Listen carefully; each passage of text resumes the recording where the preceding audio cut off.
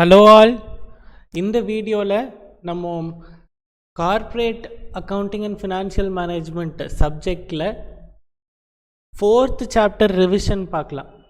Revision video அப்படின்னா நான் பெரிய பெரிய சம்மெல்லாம் ஒர்க் அவுட் பண்ண போகிறதில்ல.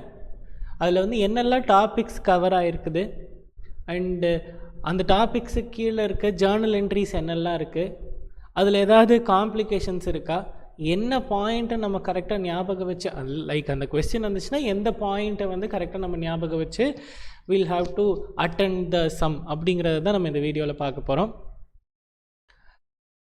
கான்செப்சுவல் அண்டர்ஸ்டாண்டிங், கான்செப்சுவல் கிளாரிட்டி தான் வந்து உங்களுக்கு இந்த வீடியோவில் கிடைக்க போகுது. சரி, 4th சாப்டர் அப்படின்னாலே எங்கேருந்து ஸ்டார்ட் பண்ண போகிறோம்? It all started in 12th standard. 11th 12th அக்கௌண்ட்ஸில் last chapter share capital chapter படிச்சிருப்பீங்க. அதே ஷேர் கேபிட்டல் சாப்டர் தான் நம்ம இங்கே திரும்ப படிக்க போகிறோம். அது என்ன, ஷேர் கேபிட்டல் சாப்டரில் என்ன படித்தோம்? இஷ்யூ ஆஃப் ஷேர்ஸ் பற்றி படிச்சிருப்போம்.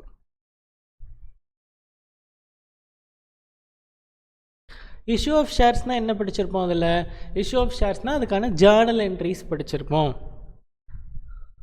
அதுக்கு அடுத்தது என்ன படிச்சிருப்போம்? இஷ்யூ ஆஃப் ஷேர்ஸ் படித்தாச்சு. அதுக்கப்புறமா அந்த இஷ்யூ ஆஃப் ஷேர்ஸில் கால்ஸ் இன் அட்வான்ஸ் வந்தால் என்ன பண்ணுறது, கால்ஸ் இன் அரியர் இருந்தால் என்ன பண்ணுறது, அதுக்கு எப்படி ஜேர்னல் என்ட்ரி போடுறது. இந்த இஷ்யூ ஆஃப் ஷேர்ஸ்லேயே நம்ம கூட சேர்த்து என்னவும் சேர்த்து படிச்சிருப்போம். செக்யூரிட்டிஸ் ப்ரீமியம் இருந்தால் அதுக்கு எப்படி ஜேர்னல் என்ட்ரி போடுறது. அடுத்தது 4th டாபிக் என்ன படிச்சிருப்போம்? ஷேரை இஷ்யூ பண்ணியாச்சு, அதுக்கு வந்து செக்யூரிட்டிஸ் ப்ரீமியமோடு சேர்த்து இஷ்யூ பண்ணோம். கால்ஸ் இன் அட்வான்ஸ் வந்துட்டால் பிரச்சனை இல்லை. சரி, அவங்க நம்ம கேட்டு போகிற அமௌண்ட்டை விட அதிகமாக கொடுத்துட்டா பிரச்சனை இல்லை. நம்ம கேட்டு போன அமௌண்ட்டை கொடுக்கவே இல்லைன்னா அங்கே என்னாச்சு? Calls in arrears. சரி, அவங்கள அப்படியே விட்டுறலாமா? இல்லை, 4 feature of shares. 4 feature of shares. அதுக்கப்புறம் என்ன படிச்சிருப்போம்? Reissue of forfeited shares. இதுதான் நம்ம படிச்சிருப்போம். அதுக்கு அடுத்தது இப்போ நம்ம எக்ஸ்ட்ராவாக என்னெல்லாம் படிக்க போகிறோம் அப்படின்னு பார்த்தோன்னா, issue of shares for consideration other than cash எப்படின்னு ஒரு டாபிக் ஒன்று எக்ஸ்ட்ரா படிக்க போகிறோம். ஒன்று இது ரொம்ப கஷ்டமான டாப்பிக்காக இருக்குமா? ரொம்ப ஈஸி, 2 ஜேர்னல் என்ட்ரி தான். அதுக்கு அடுத்தது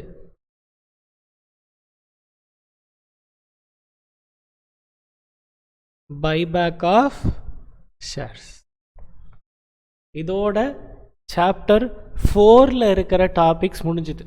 இதை தவிர்த்து நம்ம ஸ்டடி மெட்டீரியலில் இன்ஸ்டிடியூட்டோட ஸ்டடி மெட்டீரியல் எடுத்து பார்த்தோம்னா என்னெல்லாம் இருக்குதுன்னு பாருங்கள். போனஸ் இஷ்யூ இருக்கும், ரைட் இஷ்யூ இருக்கும், அதுக்கப்புறம் இஎஸ்ஓபி இருக்கும், ஸ்வெட் ஈக்விட்டி ஷேர் இருக்கும். மொத்தம் 11 டாபிக்ஸ் இருக்குது. இந்த 11 டாபிக்ஸில் first 7 topics, that is buyback of ஷேர்ஸோட நமக்கு சம்ஸ் எல்லாமே வந்து 4th சாப்டரில் முடிஞ்சுது. அப்போ மிச்சம் 4 டாப்பிக்கு சம்மே கிடையாதா அப்படின்னு கேட்டால் கண்டிப்பாக இதுக்கு எல்லாமும் சம் இருக்குது. போனஸ் இஷ்யூக்கு நம்ம ஸ்டடி மெட்டீரியலில் சம் இல்லை. But you please be thorough with the format journal entries. ஏன் ஃபார்மேட் ஜேர்னல் என்ட்ரிஸ் படிக்க சொல்லிக்கிறேன் அப்படின்னா, எக்ஸாமில் they are asking this bonus shares also. Right இஷ்யூக்கு சம் இருக்கா? ரைட் இஷ்யூக்கு பெருசாக சம் இருக்காது. பிகாஸ் நம்ம கம்பெனி பர்ஸ்பெக்டிவில் தான் பார்க்குறோம். ஸோ கம்பெனி பர்ஸ்பெக்டிவ்லேருந்து பார்க்குறப்போ right issue is not much deviated from normal issue. See, right issueங்கிறது நம்ம வந்து என்ன சொல்கிறது, ஃபஸ்ட்டு ப்ரிஃபரன்ஸ் வந்து ஷேர் ஹோல்டர்ஸ்க்கு கொடுக்க போகிறோம். So that is all. அதனால் வந்து அதுக்குன்னு ஸ்பெசிஃபிக்காக ஃபார்மேட் ஜேர்னல் என்ட்ரிஸ் எல்லாம் இல்லை. So you can just deal it like a normal issue of shares. அடுத்தது இஎஸ்ஓபிக்கு சம் இருக்கா? கண்டிப்பாக சம் இருக்குது. கஷ்டமாக இருக்குமா? கண்டிப்பாக கஷ்டமாக தான் இருக்கும். பட் இது எல்லாமே எங்கே போய் பார்த்துக்கலாம்? சாப்டர் 6ல் போய் நம்ம இதுக்கு சம்ஸ் ஒர்க் அவுட் பண்ணிக்கலாம்.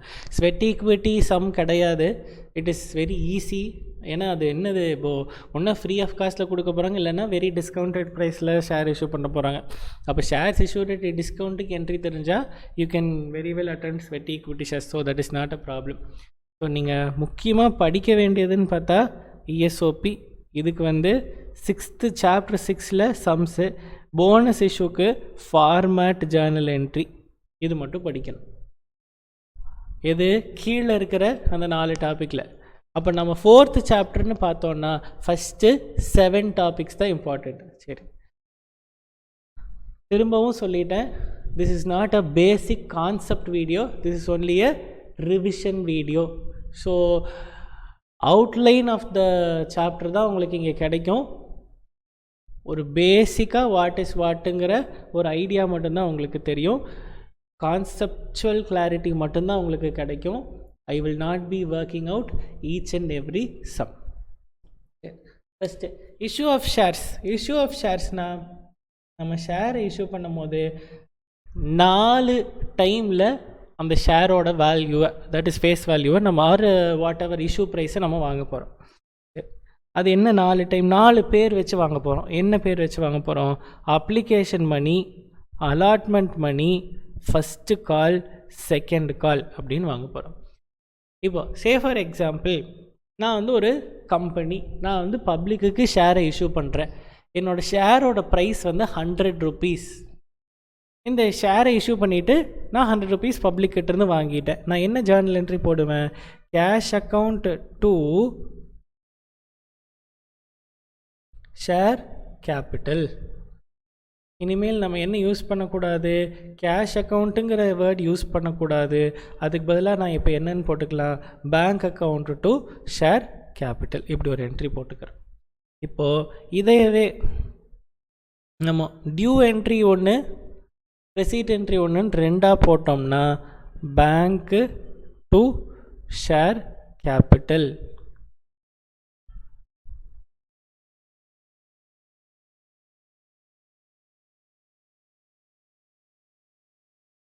Bank to share application, share application to share கேபிட்டல்னு 2 என்ட்ரியாக போடலாம். இப்போ இதில் எது டியூ என்ட்ரின்னு பார்த்தோம்னா இது தான் டியூ என்ட்ரி, இது ரெசீட் என்ட்ரி. நான் எப்படி கண்டுபிடிக்கிறேன் எது டியூ எது ரெசீட்டுன்ட்டு? பேங்க்குன்னு வந்தால் அது வந்து ரெசீட் என்ட்ரி, பேங்க்கில் தானே காசு வருது, அதனால you are receiving the amount, அதனால் அது வந்து ரெசீட் என்ட்ரி. இன்னொரு என்ட்ரி வந்து டியூ என்ட்ரி. ஸோ இதே மாதிரி இப்போ நம்ம எதுக்கு மட்டும்தான் போட்டிருக்கோம்? அப்ளிகேஷனுங்கிறதுக்கு மட்டும்தான் போட்டிருக்கோம். இப்போது 100 rupees, இந்த 100 rupees-ஐ நம்ம எப்படி வாங்கலாம்? 20, 30, 30, 20ன்னு வாங்குகிறோன்னு பிரித்து வாங்குகிறோன்னு வச்சுக்கலாம். அப்போ எப்படி என்ட்ரி போடுறது?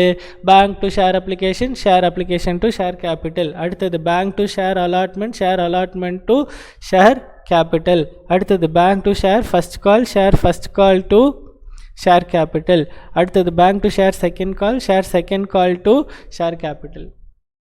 நீங்களே சொல்லுங்கள், எப்போயும் ஃபஸ்ட்டு ரெசீட் என்ட்ரி வருமா டியூ என்ட்ரி வருமா? எப்போவுமே டியூ தான் ஃபஸ்ட்டு வரும், அதுக்கப்புறம் தான் என்ன வரும்? ரெசீட் என்ட்ரி வரும். அதில் இருக்கிற ஒரே ஒரு எக்ஸப்ஷன் எது அப்படின்னா, ஷேர் அப்ளிகேஷனுக்கு மட்டும் ஃபஸ்ட்டு ரெசீட் வந்துடும், அதுக்கப்புறம் டியூ வரும்.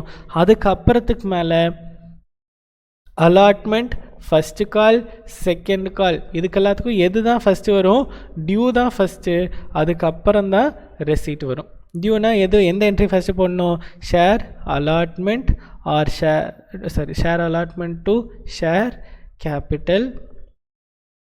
அடுத்தது பேங்க்கு டு ஷேர் அலாட்மெண்ட், இப்படி தான் வரும். அடுத்தது share first call to share capital, share allotment to share first call. அடுத்தது share second call to share capital, அதுக்கப்புறம் bank to share second call. இப்படி தான் என்ட்ரிஸ் போகும். சரி, so this is all about basic issue of shares. இப்போ இதிலே securities premium வந்தால் என்ன பண்ணுறது? செக்யூரிட்டிஸ் ப்ரீமியம் வந்தால் டியூ என்ட்ரியில் டூ செக்யூரிட்டிஸ் ப்ரீமியம் அப்படின்னு அந்த ப்ரீமியம் அமௌண்ட்டை சேர்த்து போட்டுக்கலாம். செக்யூரிட்டிஸ் ப்ரீமியம் எந்த ஸ்டேஜில் வாங்க போகிறோம்? ஜென்ரலாக நம்ம புக்கில் ஸ்டடி மெட்டீரியலில் இருக்கிற கொஸ்டின்ஸில் எல்லாத்துலேயும் அலாட்மெண்ட் ஸ்டேஜில் தான் வாங்கியிருக்காங்க. Share allotment to share capital to securities premium போட்டுட்டு bank to share allotment entire amount காமிச்சிட்டு போயிடலாம்.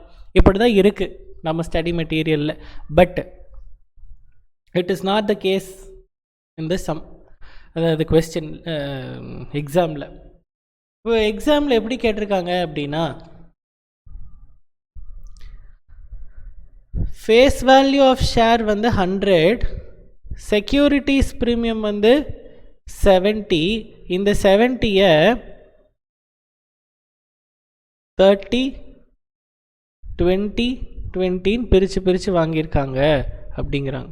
அதாவது அலாட்மெண்ட்டில் 30, ஃபஸ்ட் காலில் 20, செகண்ட் காலில் 20ன்னு பிரித்து வாங்கியிருக்காங்க அப்படின்னு சொல்லியிருக்காங்க. அப்போ ஒன்றும் பிரச்சனை இல்லை. Share allotment to share capital to securities premium எவ்வளோ காமிப்பீங்க? இங்கே செக்யூரிட்டிஸ் ப்ரீமியம் அலாட்மெண்ட்டில் போடும் போது 30 rupees காமிப்பீங்க. அடுத்தது ஃபஸ்ட் கால்க்கு டியூ என்ட்ரி போடும் போது share first call to share capital to securities premium, அப்போ எவ்வளோ ப்ரீமியம் காமிப்பீங்க? 20 rupees. அதுக்கப்புறம் திரும்ப share second call to share capital to securities premium, அப்போ எவ்வளோ ப்ரீமியம் காமிப்பீங்க? இன்னொரு 20 rupees. Securities premium will always come in dash entry, due entry. அது அலாட்மெண்ட் ஸ்டேஜில் வரலாம், ஃபஸ்ட் கால் ஸ்டேஜில் வரலாம், ஆர் செகண்ட் கால் ஸ்டேஜில் வரலாம். It may vary. So that is all about securities premium. அடுத்தது calls in advance.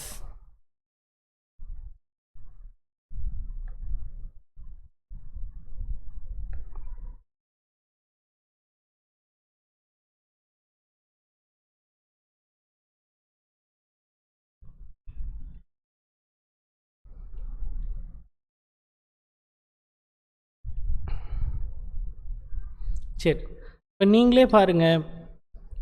Share allotment to share capital allotment ஸ்டேஜில் நமக்கு வந்து ஒரு 20 rupees வர வேண்டியது இருக்குது டியூ என்ட்ரியில். பட் அந்த particular share holder has paid 40 rupeesனா ஷேர் அலாட்மெண்ட்டுக்கு எவ்வளோ தான் வரணும்? 20 rupees. அப்போ எக்ஸ்ட்ராவாக வந்த அமௌண்ட் என்னது? Calls in advance. இது எதுக்காக அவர் பே பண்ணியிருப்பார்? 20 rupees அடுத்த கால் அமௌண்ட் பே பண்ணுறதுக்காக இப்போவே பே பண்ணியிருப்பார். அப்போது காலுக்கு என்ட்ரி போடல. Share first call to share capital எவ்வளோ அமௌண்ட் போட போகிறோம்? 20 rupees. நம்மளா நம்பர்ஸ் வச்சுக்கலாம். அடுத்தது bank to share first call. Share first call amount எவ்வளோ வரணும்? 20 rupees. இப்போ ஏதாச்சும் அமௌண்ட் வருமானு கேட்டால் வராது. ஏன்னா ஆல்ரெடி அவர் என்ன பே பண்ணிட்டாரு? Calls in advance. எப்போ? அலாட்மெண்ட் டைம்லேயே வந்து ஒரு 20 rupees எக்ஸ்ட்ரா பே பண்ணிட்டாரு, which I will be using now. அதனால் அந்த 20 rupeesக்கு இப்போது என்ட்ரி போட்டேன். புரிஞ்சுதா? அடுத்தது கால்ஸ் இன் அரியர்.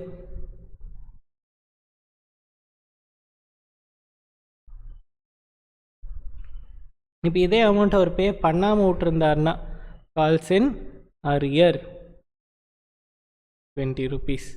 அவ்வளோதான். ஓகேவா? இங்கே பார்த்தீங்கன்னா அலாட்மெண்ட்டில் டியூ அமௌண்ட்டு 20 rupees. அந்த அமௌண்ட்டை பே பண்ணியிருந்தாருன்னா பேங்க்கில் 20 rupees காமிச்சிருப்பேன். பே பண்ணாததுனால ரெசிட் என்ட்ரி போடும் போது பேங்க்கில் அமௌண்ட் வரல. அதனால் எந்த அக்கௌண்ட்டில் கொண்டு போய் வச்சுட்டோம்?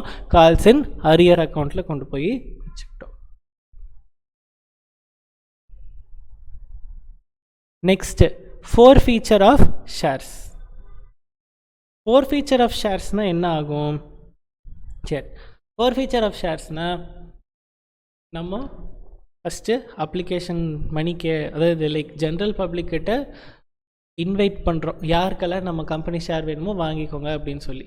அவங்க அப்ளிகேஷன் மணி பே பண்ணி வாங்கியிருப்பாங்க. 100 rupees ஷேரு, அதில் 20 rupees or 30 rupees application money இருக்கலாம். ஸோ அப்ளிகேஷன் மணி பே பண்ணி வாங்கியிருப்பாங்க. அடுத்தது அலாட்மெண்ட் மணி கேட்டு போகிறோம், அதையும் அவர் பே பண்ணிடுறாருன்னே வச்சுக்கலாம். அதுக்கப்புறம் ஃபஸ்ட் கால் மணி கேட்டு போனப்போ ஹீ இஸ் நாட் பேயிங். அவர் என்ன ப்ராமிஸ் பண்ணியிருக்காரு நம்மக்கிட்ட அப்படின்னா, நீங்கள் உங்கள் ஷேரோட ஃபேஸ் வேல்யூ 100 rupees, நீங்கள் கேட்குற ப்ரீமியம் 10 rupees. ஸோ இந்த 110 rupees இதில் அப்ளிகேஷன் மணி ஒரு 30 வச்சுக்கலாம், allotment money 20 plus 10, first call 30, second call 20. இந்த மாதிரி நம்ம பிரித்து வாங்குகிறோம், நம்ம முன்னாடியே கன்வே பண்ணியிருந்திருக்கோம். அவரும் இதெல்லாம் அக்ரி பண்ணிவிட்டு he has paid 30 rupees. அதுக்கப்புறமா அலாட்மெண்ட் மணி பே பண்ணிட்டாரான்னு கேட்டால் எஸ், அலாட்மெண்ட் மணி பே பண்ணிட்டாரு. ப்ரீமியம் மணி கேட்டப்போ அதையும் பே பண்ணிட்டாரு. அதுக்கப்புறம் ஃபஸ்ட்டு கால் கேட்டு போனப்போ he failed to pay. நம்மளும் கொஞ்சம் டைம் பீரியட்லாம் கொடுத்தோம், but still he failed to pay. உடனே நம்ம என்ன சொல்ல போகிறோம், நீங்கள் ஷேரை வந்து ஃபஸ்ட்டு அப்ளை பண்ணி வாங்கினீங்கல்ல, அப்போவே என்ன அக்ரி பண்ணியிருக்கீங்க அப்படின்னா, இந்த என்டையர் 100 + 10 rupees நான் கேட்கும் போது கேட்குற இன்டர்வெல்ஸில் கரெக்டாக பே பண்ணிடுறேன். If I fail to pay, அதாவது அந்த share holder if he is failing to பேனா, ஆல்ரெடி அவர் பே பண்ண அமௌண்ட்டை company will not refund, first point. அதே மாதிரி அந்த ஷேரு அவருக்கு கிடையாது. நீங்கள் அவர் கேட்டது ஒரு ஷேரு, அதுக்காக அவர் வந்து ஆல்ரெடி எவ்வளோ பே பண்ணிட்டாரு, 110 rupees அவர் பே பண்ணணும், அதுக்காக 60 rupees அவர் ஆல்ரெடி பெய்டு, கரெக்டு தானே? இப்போ பார்த்திங்கன்னா இது வந்து 60 rupees வருது இல்லை, அவர் எவ்வளோ பே பண்ணணும், 110, அவர் ஆல்ரெடி எவ்வளோ பே பண்ணிட்டாரு, 60 rupees பே பண்ணியிருக்கார். ஓகேவா? ஆனால் நம்ம என்ன சொல்கிறோம், உங்களுக்கு அந்த ஷேரும் கிடையாது, 110 worth ஷேரும் கொடுக்க முடியாது. அதே மாதிரி நீங்கள் ஆல்ரெடி கொடுத்துருந்த 60 rupees ஷேர் இல்லைன்னு சொன்னால் நான் கொடுத்த காசையாச்சும் திரும்ப கொடுன்னு அவர் கேட்பார்ல. நம்ம என்ன சொல்ல போகிறோம், நீ ஆல்ரெடி பே பண்ண 60 rupees நான் திரும்ப கொடுக்க மாட்டேன், நீ தான் அக்ரி பண்ணியிருக்க, என்னது நான் கேட்குறப்ப அந்த 110 பே பண்ணி முடிக்கிறேன்னு சொல்லி அக்ரி பண்ணியிருக்க, but you have not paid, you have failed to keep up your promise, அதனால் we will not refund that amount to you. அதை தான் சொல்ல போகிறோம். சரி, நார்மலாக ஷேரை இஷ்யூ பண்ணுறோம் அப்படின்னா share capital share application, allotment, first call, second கால், இந்த மாதிரியெல்லாம் ஸ்ப்ளிட் வைக்காமல் ஒரே ஜார்னல் என்ட்ரியாக போட்டால் என்ன போடுவோம், பேங்க்கு டு ஷேர் கேபிட்டல், இந்த ஒரே சிங்கிள் ஜார்னல் என்ட்ரியாக போட்டால் இதை தான் நம்ம போட போகிறோம். எதுக்கு, இஷ்யூ பண்ணுறதுக்கு. அப்போது நம்ம திரும்ப ஃபோர்ஃபீட் பண்ண போகிறோம் அப்படின்னா ஷேர் கேபிட்டல் அவங்களுக்கு இல்லைன்னு ஆக போகுது, அதனால ஷேர் கேபிட்டல் டு பேங்க்கு. சரி, இப்போ இங்கே பார்த்தீங்கன்னா காசு திரும்ப கொடுத்து அந்த ஷேர் கேபிட்டல் வாங்க போகிறோம் அப்படின்னா பரவாயில்ல, நம்ம ஷேரை காசெல்லாம் கொடுக்க மாட்டோம், ஷேர் கேபிட்டல் மட்டும் தான் வாங்கிக்குவோம். அதனால் நம்ம என்ன பண்ண போகிறோம்,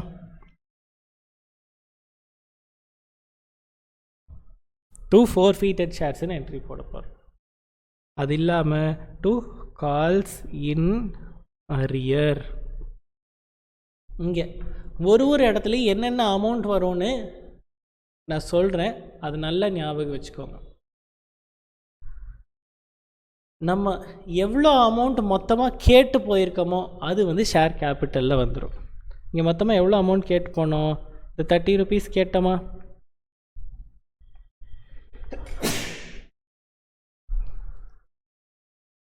₹20 கேட்டுட்டோமா, அடுத்தது இந்த 30 rupees கேட்டுட்டோமா. நான் என்ன சொன்னேன், எவ்வளோ அமௌண்ட் நம்ம கேட்டு போய் இந்த லாஸ்ட்டு ஃபஸ்ட் கால் அமௌண்ட்டு கேட்டு போய் தான் அவர் காசு கொடுக்கல, கரெக்டாக? அதனால் அந்த 30 rupees கேட்டோமா. நம்ம எவ்வளோ அமௌண்ட் கேட்டு போயிருக்கோமோ அது எங்கே வரும், ஷேர் கேபிட்டலில் வரும். இப்போ நம்ம மொத்தமாக எவ்வளோ அமௌண்ட் கேட்டு போயிருக்கோம், 30, 20, 30, ஸோ 80 rupees கேட்டு போயாச்சு.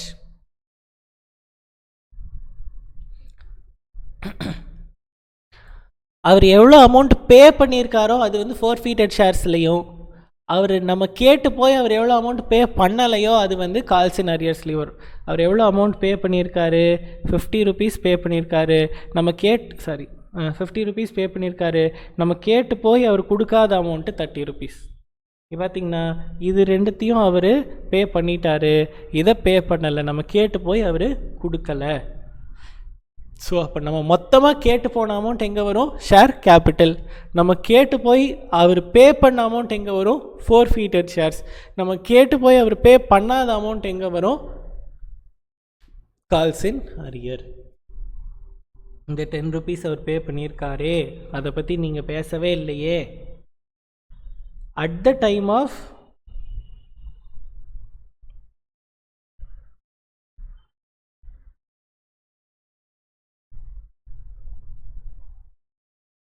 forfeiture.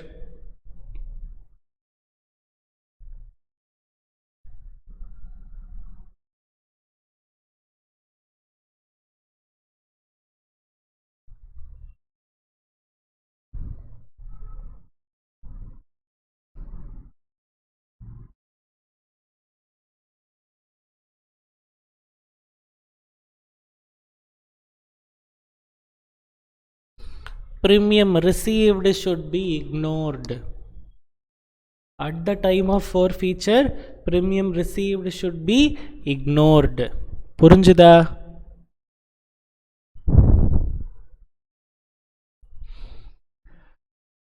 அதனால தான் நான் அதுக்கு என்ட்ரி போடல. நான் என்ன சொல்லிட்டேன், அலாட்மெண்ட் மணி ரிசீவ் பண்ணிட்டாருன்னு சொன்னேன்னா, ப்ரீமியம் ரிசீவ் பண்ணிட்டாரா? அப்போது அலாட்மெண்ட் மணி ரிசீவ் பண்ணிட்டாலே ப்ரீமியமை ரிசீவ் பண்ணிட்டாங்க. அப்போது அதை நம்ம காமிக்க தேவையில்லை. சரி, ஒரு வேளை அப்ளிகேஷன் மணி மட்டும்தான் கொடுத்துருக்காரு, அலாட்மெண்ட் மணியும் கேட்டு போனோம், ஆனால் அது கொடுக்கல. அலாட்மெண்ட் மணி கேட்டு போய் கொடுக்கலன்னா நம்ம எதையும் கேட்டே போயிருக்க மாட்டோம். அடுத்தது இதை கேட்டே போயிருக்க மாட்டோம், ஃபர்ஸ்ட் கால் கேட்டே போயிருக்க மாட்டோம். சரி, இப்போ பார்க்கலாம் என்ன ஆகுதுன்னு. நம்ம மொத்தமாக கேட்டு போன அமௌண்ட் எவ்வளோ?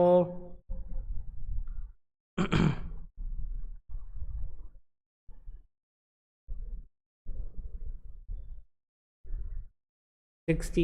கரெக்டா? இல்லை, மொத்தமாக கேட்டு போன அமௌண்ட் எவ்வளோ? 50. அடுத்தது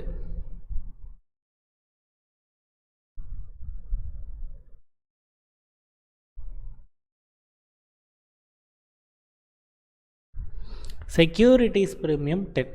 இதுதான் டிஃப்ரென்ஸ். ப்ரீமியம் இந்த இடத்துல அலாட்மெண்ட் பண்ணி அவர் பே பண்ணலை. அலாட்மெண்ட் மணி பே பண்ணலைன்னா what is the meaning?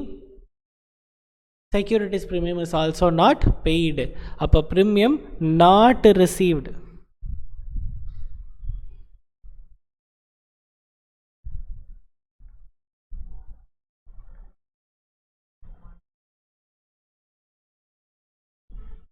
Premium not received should be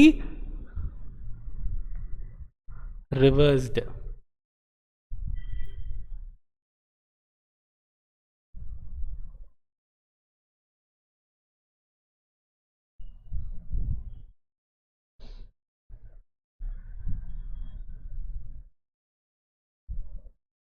இந்த கால்ஸ் இன் அரியர்ஸுங்கிறது நம்ம கேட்டு போய் அவர் கொடுக்காத அமௌண்ட். நம்ம கேட்டு போய் அவர் கொடுக்காத அமௌண்ட் எந்த அமௌண்ட்டு?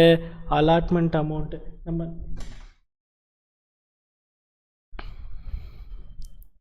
ஓகே,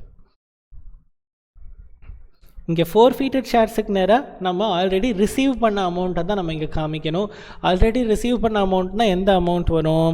அப்ளிகேஷன் மணி தான் நம்ம ஆல்ரெடி ரிசீவ் பண்ண அமௌண்ட். நான் முன்னாடியே சொன்ன மாதிரி ஏன் இங்கே ப்ரீமியம் காமிச்சிருக்கோம்? Premium not received will be reversed. Premium ஒரிஜினலாக வாங்கினப்போ ப்ரீமியம்க்கு எங்கே என்ட்ரி போடுறோம்?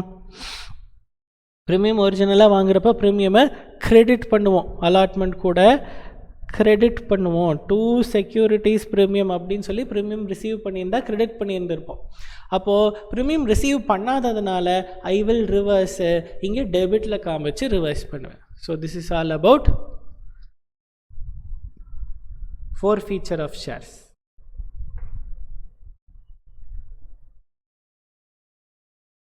அடுத்தது reissue of shares. Reissue of shares ரொம்ப சிம்பிள்.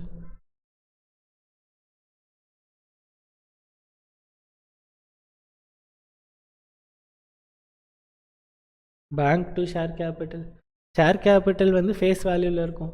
பட் நம்ம ஆல்ரெடி ஒருத்தங்கிட்ட ஷேர் இஷ்யூ பண்ணியாச்சு, அவங்க பே பண்ணலை. அதனால் அவங்கக்கிட்ட இருக்கிற ஷேரை பிடிங்கிட்டு இன்னொருத்தர்கிட்ட கொடுக்குறோன்னு வச்சுக்கோங்க. அந்த இன்னொருத்தர் என்ன சொல்லுவார்? நான் முதல்ல ஒரு டைம் உங்கள்கிட்ட ஷேர் கேட்டு வந்தேன், அன்னைக்கு நீ ஷேர் கொடுக்கல, இப்போ நீ எங்கிட்ட அவர் ஒழுங்காக பே பண்ணாதனால தான் இப்போ எங்கிட்ட கொடுக்குற. This is not a new share, this is a second hand ஷேர்னு அவர் ஏதாவது பேசுவார். கரெக்டா? அப்போது நம்ம என்ன பண்ணணும்? அந்த டைமில் we will issue shares at discount. இந்த ஷேர்ஸ் ஏன் டிஸ்கவுண்ட்டில் இஷ்யூ பண்ணுறோம்? ஷேர் ஃபோர்ஃபீட் ஆன ஷேர்ஸுங்கிறனால தான் டிஸ்கவுண்ட்டில் இஷ்யூ பண்ணுறோம். அப்போது ஆல்ரெடி இந்த ஷேர்ஸில் 30 rupees வந்திருக்கு, இப்போது வந்தது 20 rupees கம்மியாக வந்திருக்கு.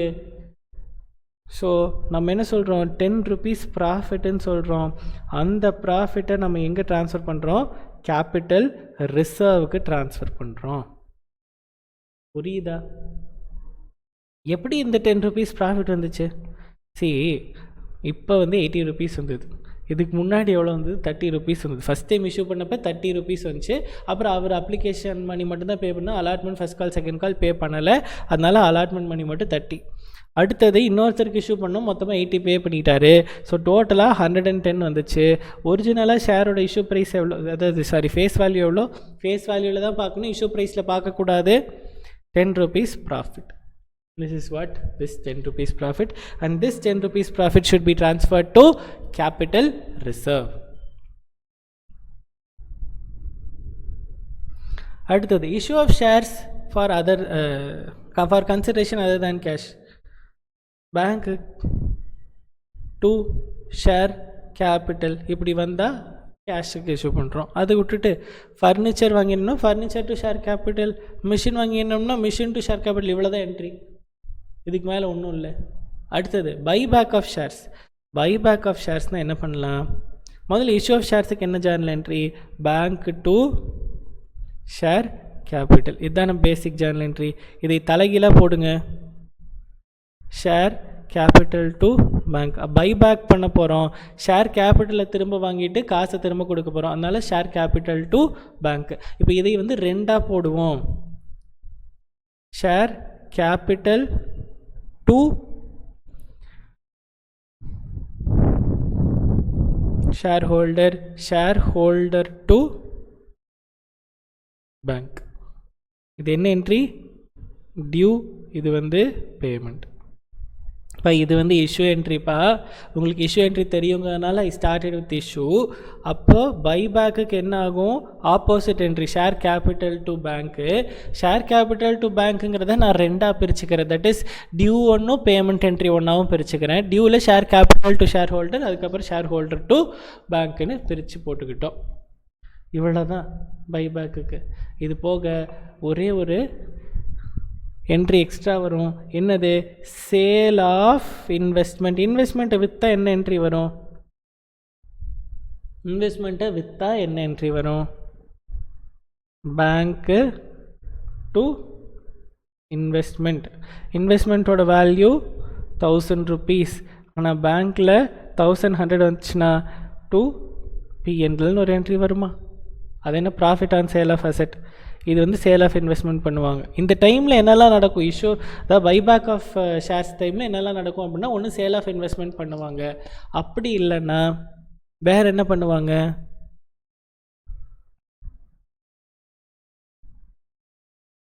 இஷ்யூ ஆஃப் நியூ ஷேர்ஸ் பண்ணுவாங்க. காசு வேணுமில்ல பைபேக் பண்ணுறக்கு, அதனால் அசட்டை விற்கிறாங்க. அதுக்கப்புறம் புது ஷேர்ஸ் இஷ்யூ பண்ணுறாங்க. புது ஷேர்ஸ் இஷ்யூ பண்ணுறதுக்கு நமக்கு ஆல்ரெடி என்ட்ரி தெரியும், பேங்க் டு ஷேர் கேபிட்டல். சரி, இது ரெண்டும் போக அதுக்கப்புறமும் காசு பத்தலைன்னா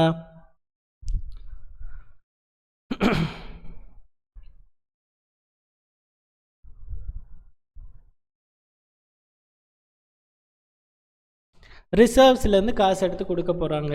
அதுக்கு general reserve or PNL to capital redemption ரிசர்வ்னு என்ட்ரி காமிக்க போகிறோம். இவ்வளோ தான் basic of buyback of shares. So this is all about 4th chapter revision. நான் திரும்பவும் சொல்லிட்டேன், these are all only journal entries, basic concepts. சம்ஸ்னால் இந்த வீடியோவில் கவர் பண்ணலை. You should understand the concept clarity இருந்ததுன்னா எப்படி சம் கேட்டாலும் you can attend. So let us meet in some other session. Thank you.